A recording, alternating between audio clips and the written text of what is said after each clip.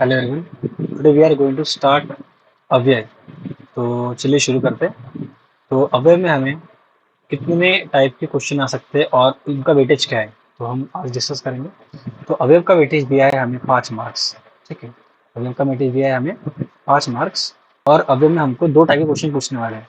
ठीक है, तो सबसे पहला क्वेश्चन होगा, हमें ये पूछेंगे कि आपको देंगे एक बॉक्स में, आपको अब एक बॉक्स में आपको दिए गए जाएंगे।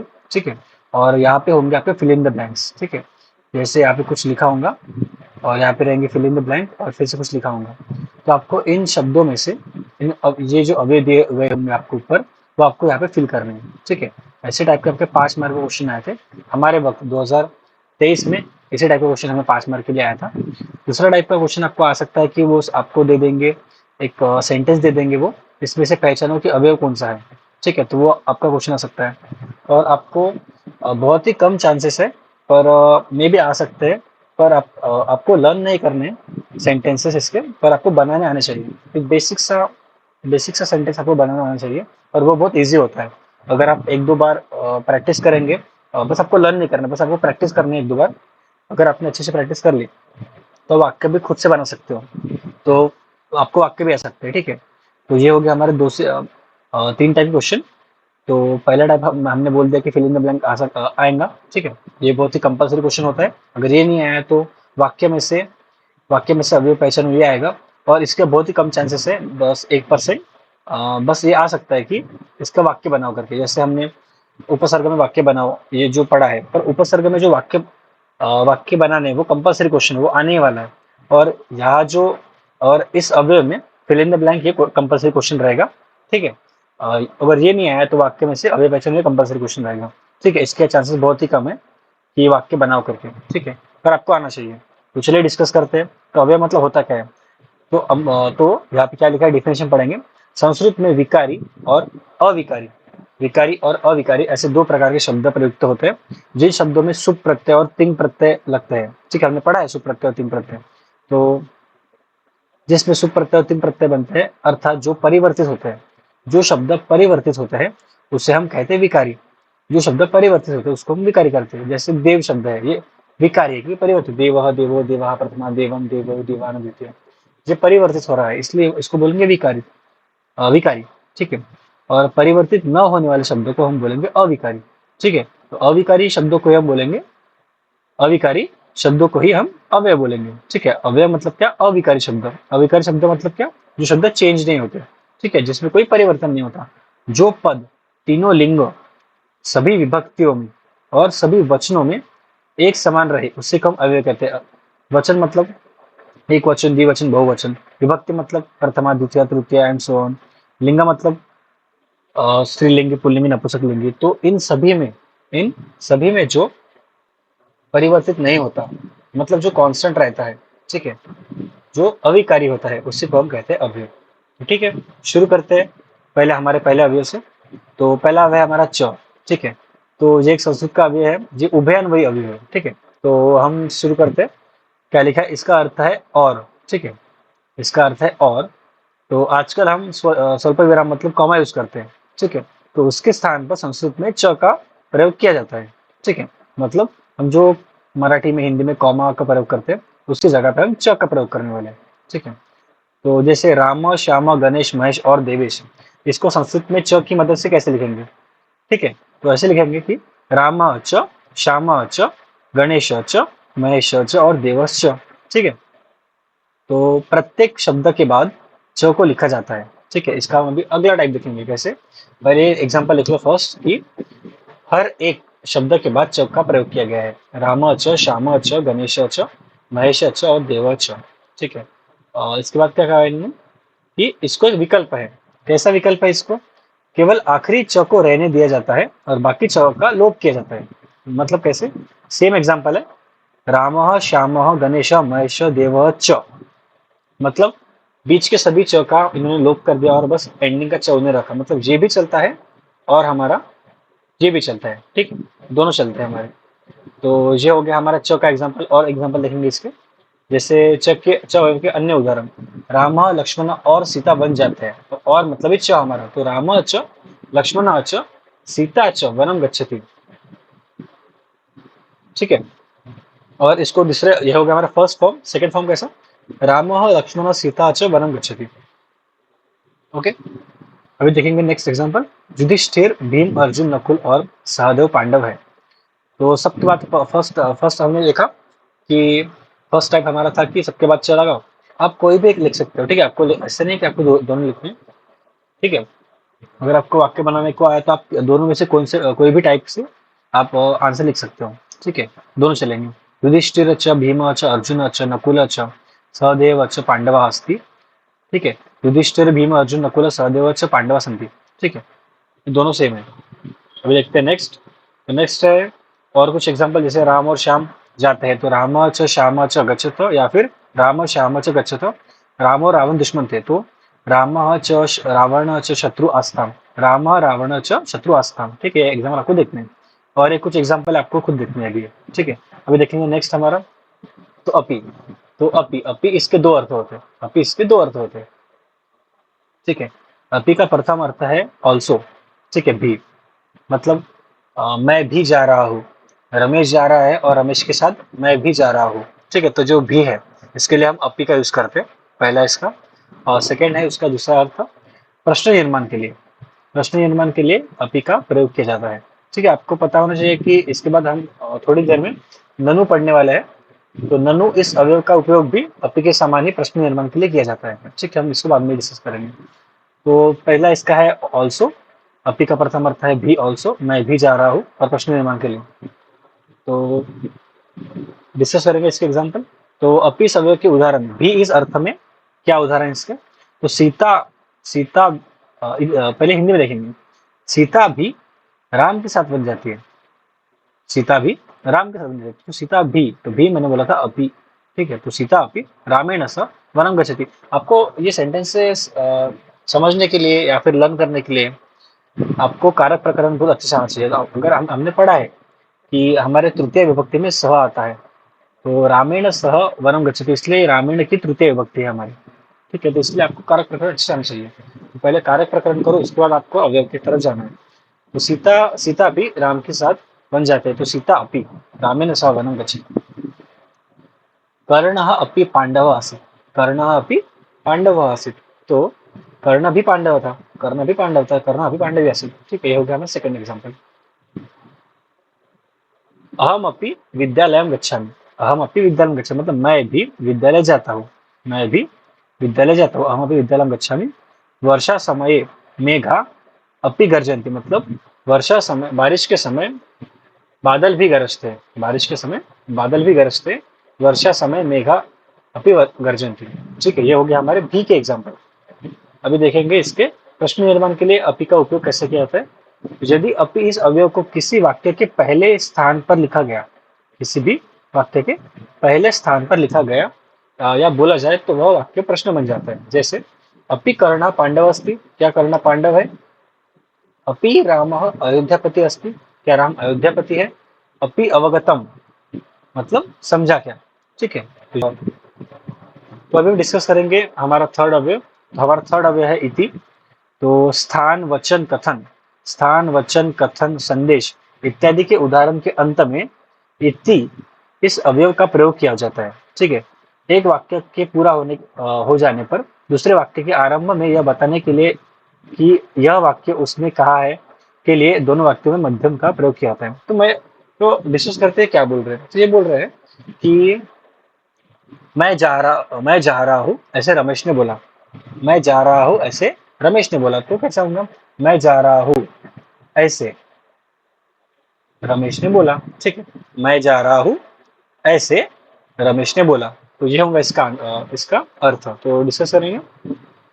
संस्कृत संस्कृतम एव राजभाषा भवेत्, संस्कृतम एव राजभाषा भवेत् इति डॉक्टर भीमराव अंबेडकर उक्तवान, मतलब संस्कृत राजभाषा है ऐसे भीमराव अंबेडकर ने बोला। तो ऐसे मतलब इति, ठीक है, ऐसे मतलब इति। तो रामः मम शत्रु अस्ति इति रावण उक्तवान। तो इति मतलब वही कि ऐसे रामः मम शत्रु अस्ति इति रावण उक्तवान।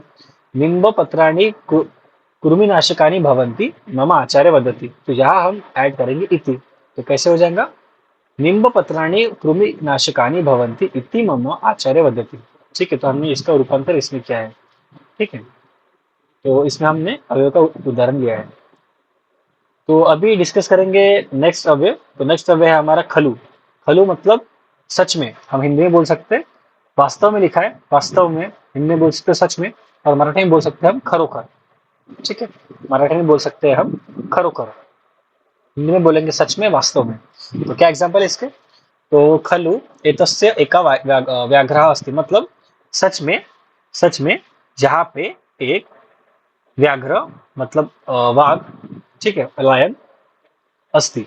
ठीक है, गुणः खलु अनुरागस्य कारणम, गुण ये, गुण ये सच में अनुराग का कारण है। ठीक है, गुण ये सच में अनुराग का कारण रहता है। ठीक है, खलु एतस्य एक व्याघ्र अस्ति, तो उस खलु का हमने देखे मीनिंग वास्तव में, सच में, और मराठी में देखा हमने खरोखर। ठीक है, अभी नेक्स्ट है हमारा ननु। तो ननु मैंने बोला था कि ननु हम प्रश्न सूचक के अर्थ में हम ननु का उपयोग करेंगे। जैसे हमने अपी का उपयोग किया था वैसे ही ननु का उपयोग करेंगे। तो क्या है हमारा सेंटेंस? ननु कति सर्वाः गुणा। ठीक है, ननु कति सर्वाः गुणा। ठीक है, तो ऐसे हमने ननु का उपयोग किया है। प्रश्न के स्टार्टिंग में अगर ननु का हम उपयोग करेंगे तो वो क्वेश्चन बन जाएंगे। तो अभी हम देखेंगे किल। तो किल में क्या कहा गया है कि किल मतलब प्रोबेबली। ठीक है, किल मतलब प्रोबेबली। तो एवं च भाषते कि ऐसा कहा जाता है, ऐसा कहा जाता है कि लोग चंदन को शीतल कहते हैं, प्रोबेबली शीतल कहते हैं। ठीक है, किल शीतल मतलब ऐसा कहा जाता है कि लोग चंदन को प्रोबेबली शीतल कहते हैं। प्रोबेबली मतलब किल। ठीक है, किल शीतलम एवं च भाषते लोग चंदनम किल शीतल मतलब कुछ कुछ पॉसिबिलिटीज है। प्रोबेबली मतलब कुछ पॉसिबिलिटीज है। ठीक है, कुछ पॉसिबिलिटीज है कि कुछ लोग चंदन को शीतल कहते हैं। ठीक है, सभी लोग नहीं, कुछ लोग, तो प्रोबेबली, तो यहाँ पॉसिबिलिटी दिखाई है किल के माध्यम से। ठीक है, किल शब्द के माध्यम से। तो एवं च भाष्यते लोक चंदनम किल शीतल। ठीक है, उसके बाद देखेंगे हम कि उच्चे ही मतलब जोर से। ठीक है, नगरे गृहाणि उच्चे ही भविष्यन्ति, नगर में घर ऊंचे होते हैं। ठीक है, इसके दो अर्थ आएंगे उच्चे के, एक तो जोर से, ठीक है, और बड़े। ठीक है, ऊंचे। ठीक है, ऊंचे। तो उच्चे ही मतलब जोर से, और इसका सेकेंड अर्थ आएगा ऊंचा। ठीक है, तो नगरे गृहाणि उच्चे ही भविष्यन्ति मतलब नगर में घर ऊंचे रहते हैं। ठीक है, ऊंचे मतलब जोर से। ठीक है, ऊंचे मतलब जोर से और बड़े। ठीक है, तो उच्चे ही मतलब जोर से, दो इसके अर्थ आएंगे। उच्चे ही मतलब जोर से और बड़े। ठीक है, उच्चे ही मतलब जोर से और बड़े। ठीक है, मतलब ऊंचा बोलना। ठीक है, ऊंचा बोलेंगे तब भी उच्चे ही बोलेंगे, और बिल्डिंग बड़ी है उसके लिए भी हम उच्चे ही बोलेंगे। तो नगरे गृहाणि उच्चे ही भविष्यन्ति गीता गृहे, गीता गृहे उच्चे ही हंसते मतलब गीता घर में ऊंचा हंसते हैं, जोर से हंसते हैं। ठीक है, गीता गृह उच्च ही हंसती मतलब जोर से हंसती है, ऊंचा हंसती है। ठीक है, तो हमने फिर से बोलूंगा, इधर दो अर्थ है, एक है हमारा जोर से, ठीक है, और सेकेंड अर्थ है हमारा ऊंचा। ठीक है, तो उपवने वृक्षा उच्च ही आसन, उपवने वृक्षा उच्च ही आसन मतलब बाग में पेड़ ऊंचे थे। ठीक है, बाग में पेड़, उपवने मतलब बाग, तो वृक्ष है हमारे उच्चे, उच्चे थे मतलब बड़े थे। ठीक है, ऊंचे थे, बड़े थे। ठीक है, तो ये हो गया हमारे तीन एग्जाम्पल। सेकेंड एग्जाम्पल है हमारा जोर से, और फर्स्ट और थर्ड एग्जाम्पल है हमारा हाइट वाला मतलब ऊंचा। ठीक है, तो अभी देखेंगे विना। तो हमने विना किस किस विभक्ति में पढ़ा है आपको पता होगा कि विना हमने पढ़ा है तृतीय विभक्ति में। ठीक है, विना हमने पढ़ा है तृतीय विभक्ति में। तो जैसे क्या एग्जाम्पल इसका, रामेन विना, रामेन विना सीता न अगच्छत मतलब राम के बिना सीता नहीं आई। ठीक है, अगच्छत है हमारा भूतकाल है। ठीक है, ये हमारा भूतकाल है, इससे राम के बिना सीता हमारी नहीं आई। ठीक है, तो ये हमारा इसका क्वेश्चन है, और ये हमारा इसका सेंटेंस है। तो बिना मतलब विदाउट, तो जो हो गया हमारा सेंटेंस, बिना मतलब उसके बिना। ठीक है, तो अभी डिस्कस करेंगे नेक्स्ट। तो कृत्य। ठीक है, तो हमारा नेक्स्ट है कृत्य। तो कृत्य हमने पढ़ा है पंचमी विभक्ति में, कृत्य हमने पढ़ा है पंचमी विभक्ति में, तो तो आपको पता होगा कि कृत्य और बिना इन दोनों का अर्थ सेम है। ठीक है, कृत्य मतलब उसके बिना और बिना भी मतलब उसके बिना। बस बिना लगता है हमारा तृतीय विभक्ति में, बिना लगता है हमारा तृतीय विभक्ति में और कृत्य लगता है हमारा पंचमी विभक्ति में। ठीक है, आपको समझ पाऊंगा अभी तक? तो अगर हम सेम एग्जांपल डिस्कस करेंगे कि रामेण विना सीता न अगच्छत, तो इसी सेंटेंस को हम कृत्य के लिए कैसे लिखेंगे? इसी सेंटेंस को हम कृत्य के लिए कैसे लिखेंगे? ठीक है, तो रामेण विना, तो विना की जगह हम कृत्य लिख देंगे। ठीक है, और राम ये चलता है देव के समान, राम चलता है हमारा देव शब्द के समान, तो राम के हम कर देंगे पंचमी, तो हो जाएगा हमारा रामत। रामेण का हो जाएगा हमारा रामत। हमने कारक प्रकरण में पढ़ा है, अगर आपको नहीं आता तो आप कारक प्रकरण एक बार देख लीजिए। रामत कृते, राम के बिना सीता न अगच्छत। ठीक है, तो रामत कृते सीता न अगच्छत, ये हो गया हमारा सेंटेंस। ठीक है, अभी डिस्कस करेंगे नेक्स्ट। तो हमने यहाँ पे बिना और कृत्य डिस्कस कर लिया है। अभी हम देख रहे हैं युगपत। युगपत मतलब एक साथ। चक्रेण युगपत, चक्रेण युगपत मतलब चक्र के साथ, युगपत मतलब एक साथ या फिर साथ, तो युगपत मतलब एक साथ या फिर साथ, तो चक्रेण युगपत, चक्रेण युगपत चक्र के साथ। गणतंत्र दिवसे सैनिकाः राजमार्गे युगपत चलन्ति, मतलब गणतंत्र दिन, गणतंत्र दिवस के दिन सैनिक जो रहते हैं वो राजमार्ग पे एक साथ चलते हैं। ठीक है, तो ये हो गया हमारे दो सेंटेंस। युगपत मतलब एक साथ होता है और इसके दो सेंटेंस हैं। अभी डिस्कस करेंगे नेक्स्ट। तो नेक्स्ट है हमारा सह। अभी यहाँ से दो तीन सेंटेंस, दो तीन जो शब्द आएंगे, जो दो तीन जो अव्यय आएंगे वो सेम रहेंगे, जैसे सह, साकम, हमने पढ़ा है, तृतीय विभक्ति पढ़ा है हमने, सह, साकम, समम, सार्धम, ये जो शब्द रहते हैं इन सबके मीनिंग होता है साथ में, इन सबका मीनिंग होता है साथ में, आपको पता ही होगा इन सबका मीनिंग होता है साथ में। तो कैसे होंगे इसके सेंटेंसेस, तो देखते। पुत्रेण सह पिता आगत, मतलब पुत्र के साथ पिता आया। ठीक है, श्यामेन साकम स्थूल पुरुष आसित, श्याम के साथ मोटा व्यक्ति था। श्यामेन साकम, श्यामेन साकम मतलब सह या फिर सेम ही वर्ड्स हम बोल सकते हैं, सबको सबका सभी वर्ड्स का, सभी अवयवों का अर्थ हमारा सेम ही है। तो श्यामिना साकम स्थूल पुरुष आसित, मतलब श्याम के साथ स्थूल पुरुष मतलब मोटा पुरुष था।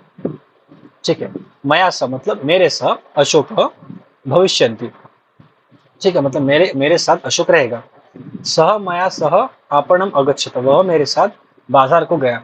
सह मया सह, वो मेरे साथ आपणम अगच्छत, आपणम मतलब बाजार में, तो बाजार में, बाजार को गया। ठीक है, मतलब भूतकाल है अगच्छत, तो बाजार को गया था। ठीक है, तो ये था हमारा सह का। इससे के समान सार्धम के भी सेम एग्जाम्पल होंगे। मोहन मया सार्धम पठती, मोहन मेरे साथ पढ़ती है।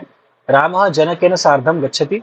ठीक है, यहाँ पे तृतीय विभक्ति आएंगे, आपको पता होगा मया भी तृतीय विभक्ति है कि अहम आवाम वयम प्रथम अम्मा आवाम अस्मन् द्वितीय मया अवाभ्याम अस्माभिः तृतीय। तो ये इसके लिए आपको आने चाहिए टेबल्स। ठीक है, जैसे अहम आवाम वयम प्रथम जो मैंने बोला, ये मेरे लिए, अगर आगे के वाले के लिए हम बोलेंगे तो कौन सा टेबल आता है, तो हम युवाम जुवम प्रथम, तो हम तो युवाम वम विष्णु व द्वितीय तया युवा विष्णु तृतीय। तो इस टाइप के जो होते हैं सर्वनाम वाले टेबल्स। ठीक है, ये दो अहम त्वम ये सब जो है वो सर्वनाम है। ठीक है, इस प्रकार से सह तौ ते प्रथमा, तम तौ त्वाम द्वितीय। ठीक है, इस प्रकार आते हैं। और ऐशा एतो एते प्रथमा। ठीक है, तो इस प्रकार के जो भी हमें टेबल्स देखते हैं उसको हम कहते हैं सर्वनाम। और देव माला वन, इस प्रकार के जो टेबल देखते हैं हम उसको कहते हैं हम नाम।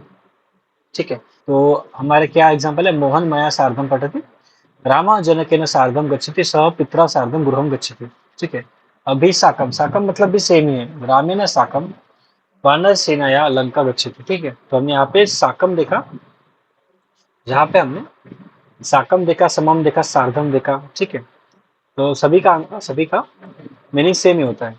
ठीक है, अभी पुनः मित्र पुनः पाठम पठे, पुनः मतलब और एक बार, पुनः मतलब और एक बार। ठीक है, और एक बार या फिर से। ठीक है, या फिर से। तो पुनः मित्र पुनः पाठम पठते, मतलब जो मित्र है वो फिर से पाठ पढ़ते हैं। ठीक है, इसके बाद देखेंगे यथा तथा, मतलब जैसा वैसा। तो यथा देवदत्त तथा विष्णुदत्त अस्ति, मतलब जैसा देवदत्त है वैसा विष्णुदत्त है। ठीक है, जैसा गुरु कहते हैं, पद्धति मतलब कहना, जैसे गुरु कहते हैं वैसे छात्र अनुसरन्ति मतलब अनुसरण करते हैं, उनकी बात मानते हैं, ठीक है, उनको फॉलो करते हैं।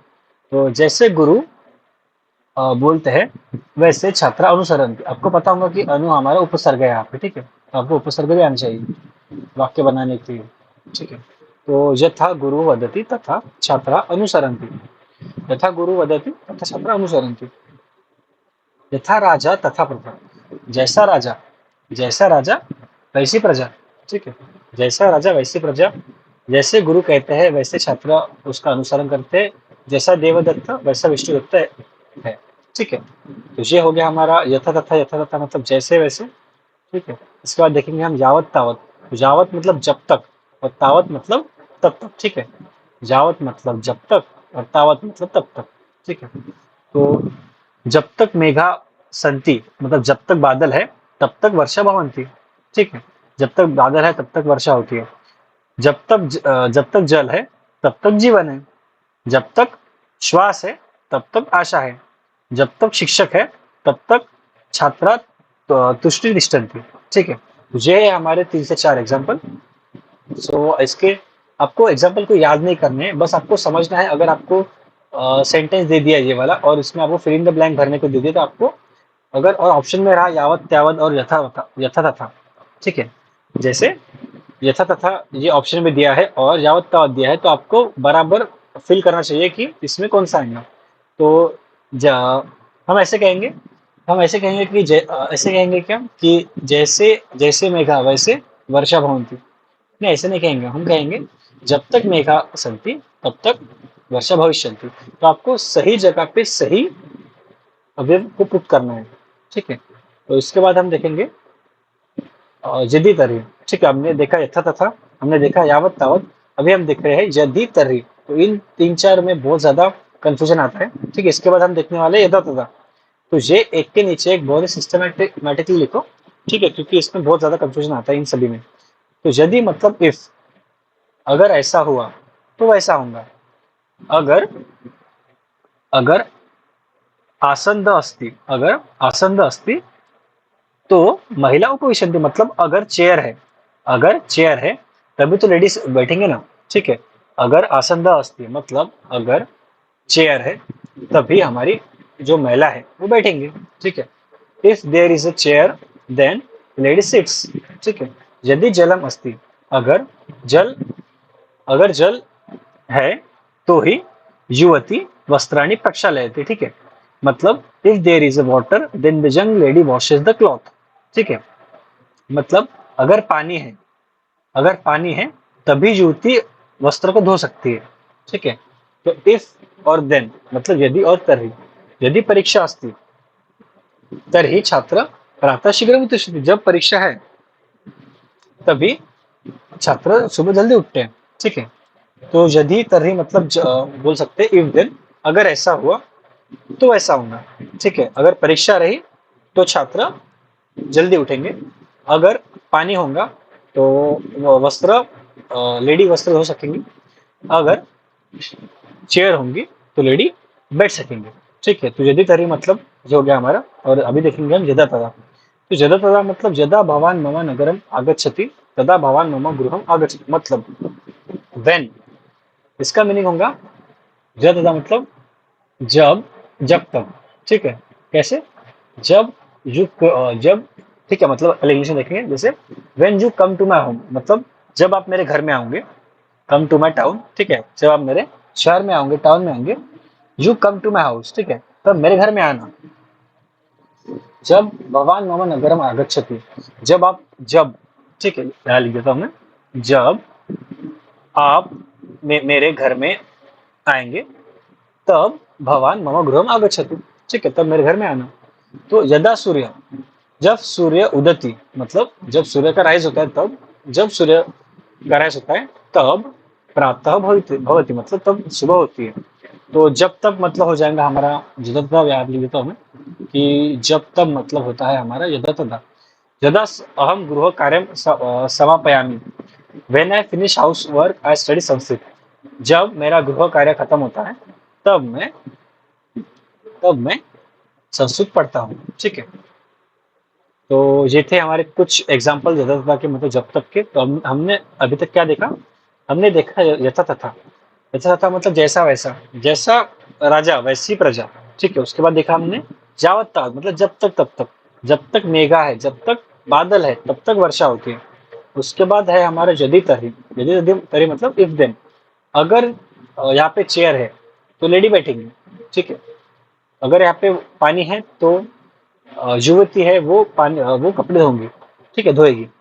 तो यदि तरी मतलब वो हो गया हमारा। उसके बाद हमने देखा चरतता मतलब जब तब, जब सूर्य निकलता है तब सुबह होती है। ठीक है, ये हो गया हमारे। अभी देखेंगे हम न। न मतलब नहीं, तो सह न पठती, जो हो गया हमारा फर्स्ट एग्जाम्पल। और कपो कपोलह। ठीक है, कपोलह चाहिए यहाँ पे। कपोलह, कपोलह। ठीक है, कपोलह, कपोलः उच्चैः न उड्डयेत्। ठीक है, कपोलः उच्चैः न उड्डयेत् मतलब कपोल ऊंचा नहीं उड़ सकता। ठीक है, ऊंचा नहीं उड़ सकता। तो स न पठति कपोलो उच्चैः न उड्डयेत्। ठीक है। ठीक है, तो हम इसके बाद देखेंगे नेक्स्ट। तो कति। तो कति मतलब क्या? तो कति मतलब होता है कितने। ठीक है, कति मतलब कितने। मनुष्य से कति ज्ञानेन्द्रियाणि सन्ति। मनुष्य को, मनुष्य के कितने ज्ञानेन्द्रिय होते हैं। मनुष्य से कति ज्ञानेन्द्रियाणि सन्ति मतलब मनुष्य के कितने ज्ञानेन्द्रिय होते हैं।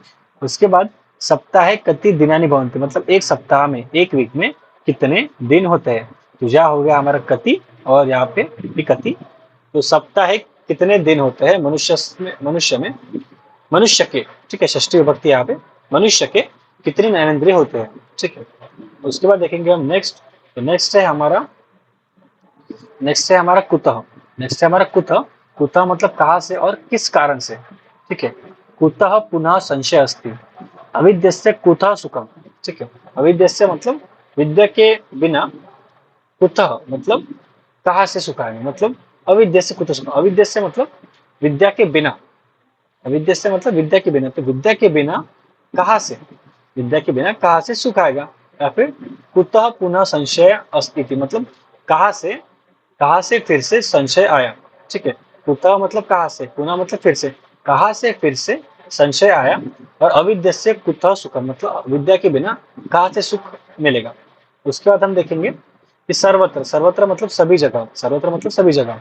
तो ईश्वर सर्वत्र अस्ति, सह सर्वत्र पश्यति, सर्वत्र वर्षा पतंती। ठीक है, सर्वत्र प्रसन्नता एवं प्रसन्नता अस्ति मतलब सभी जगह प्रसन्नता और बस प्रसन्नता ही है। ठीक है, तो ये हो गया हमारा सर्वत्र का एग्जाम्पल। सर्वत्र मतलब सभी जगह, आपको पता है होंगे। इसके बाद देखेंगे अन्यत्र। अन्यत्र मतलब कहीं और। ठीक है, अन्यत्र मतलब यही, जहाँ नहीं कहीं और। माधव तत्र नास्ति। ठीक है, माधव तत्र नास्ति, आई थिंक ये हाँ, ये आप फुल सेंटेंस है इतना। ठीक है, माधव तत्र नास्ति सह अन्यत्र अस्ति मतलब माधव यहाँ पे नहीं है, वो कहीं और है। और ये हमारा हो गया हमारा फर्स्ट एग्जाम्पल। और सेकंड है हमारा महाभारत युद्ध समय बलराम अन्यत्र भवति मतलब महाभारत के जो युद्ध है उसके समय जो बलराम था वो दूसरी जगह थे। ठीक है, ये हमारे दो सेंटेंस हो गए। उसके बाद देखेंगे हम कुत्र। कुत्र मतलब कहाँ। ठीक है, तो भवान कुत्र गच्छति मतलब तुम कहाँ जा रहे हो। ठीक है, भवान कुत्र गच्छति, तो अहम आपनम गच्छामि। ठीक है, तो भवान कुत्र गच्छति अहम आपनम गच्छामि, त्वम कुत्र गच्छसि, त्वम कुत्र गच्छसि, सह यत्र सह गच्छति। ठीक है, वो यहाँ गया, वो कहाँ गया, तुम मतलब तुम। ठीक है, तो तुम कहाँ गए, तो यत्र सह गच्छति। ठीक है, यहाँ पे बराबर सेंटेंस लिखा नहीं है, तो यहाँ पे इतना ही देखो कि हम क्वेश्चन पूछ रहे हैं। ठीक है, इतना रहेंगे। देखो कि मैं आगे वाले को पूछ रहा हूँ, मैं आगे वाले को पूछ रहा हूँ कि तुम कुत्र गच्छसि मतलब तू कहाँ गया। ठीक है, और भवान कुत्र गच्छति, तो ये भी राइट है कि अहम आपनम गच्छामि। मेरे को कुछ क्वेश्चन पूछ रहा है कि तुम कहाँ जा रहे हो, तो मैं बता रहा हूँ उसको कि मैं आपनम गच्छामि, तो मैं आपनम जा रहा हूँ। ते बस यानी कुत्र गच्छतः, ते बस वो बस से। ठीक है, वो बस यानी मतलब बस से कहाँ पे गए, ते रेल स्थानकम गच्छतः मतलब वो बस से रेल स्थान में गए। ये हमारा इसका आंसर है। तो मेन सेंटेंस हमारा इतना ही है कि वो बस यान से। ठीक है, वो बस यान से मतलब बस से कुत्र गए मतलब कहाँ पे गए। वो बस से वो रेल स्थानकम गच्छतः।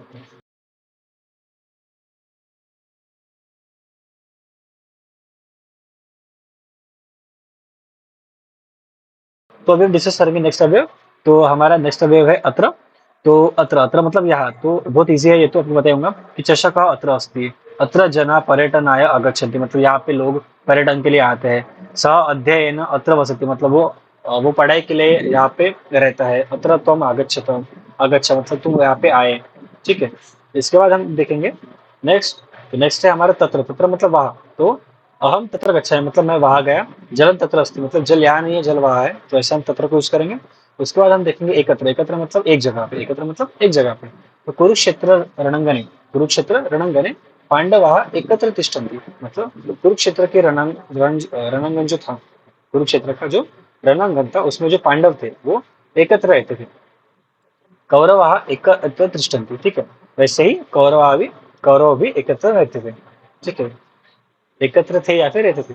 तो सदा, सदा मतलब हमेशा, आपको पता है सदा मतलब हमेशा होता है। या बहुत सारे इसका ट्रांसलेशन ये मराठी सामान्य होता है।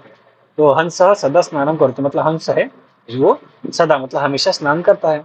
सा सदा सत्यम वदति, वो हमेशा सत्य मतलब सत्य कहता है, ठीक है। उसके बाद एकदा, एकदा भी आपको मराठी में दिखेगा, ठीक है। तो यहाँ पे भी आता है संस्कृत में ये। एकदा राजा मृगयार्थे वनम गच्छति, मतलब एकदा राजा मराठी में कैसे होगा, एकदा राजा मृगासाठी, ठीक है, मृगासाठी वनात गेला। और हिंदी में कैसा होगा कि एक बार राजा मृग के लिए, ठीक है, वनम जाता है।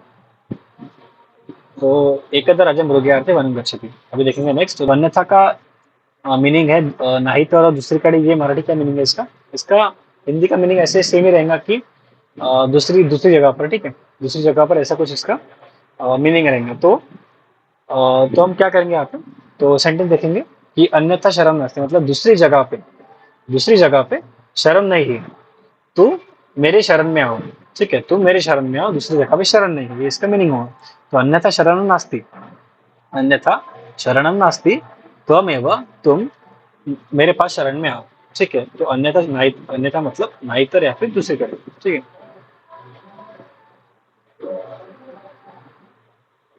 इसके बाद देखेंगे यह मतलब इथे, मराठी का लिखा है अर्थ है इसमें कि यह मतलब इथे मतलब इस जगह पर, ठीक है, इस जगह पर मतलब इस जग में, मतलब इस पृथ्वी पर, ठीक है, यहाँ पर।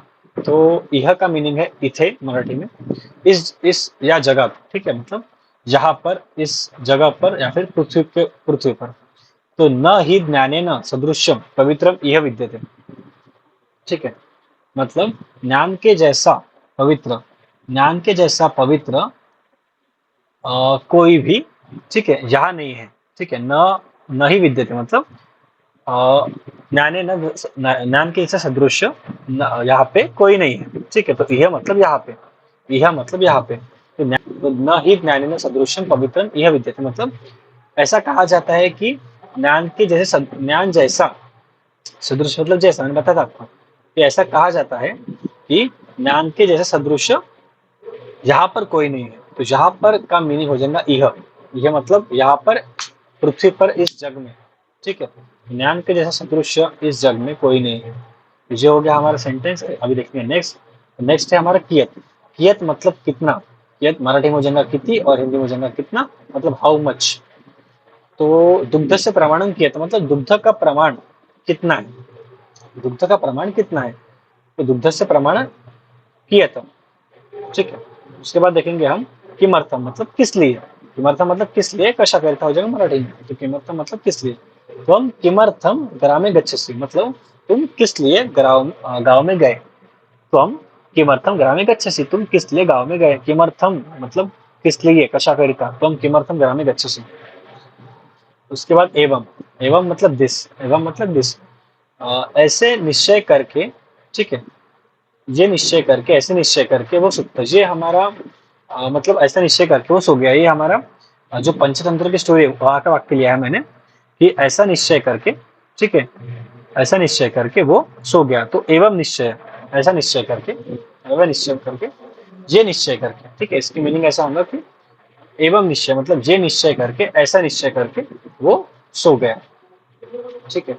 एवं मतलब ये, इसका एक्चुअल मीनिंग है ये, मतलब हम दिस बोलेंगे इंग्लिश में। तो एवं मतलब ये, वो सो गया, कैसे सो गया, वो ये निश्चय करके सो गया। वो क्या निश्चय करता है आपको स्टोरी में पता चलेगा। कि वो मरने का निश्चय करके वो सो जाता है, ठीक है। तो ऐसा है वो सेंटेंस, तो ये निश्चय करके वो सो गया।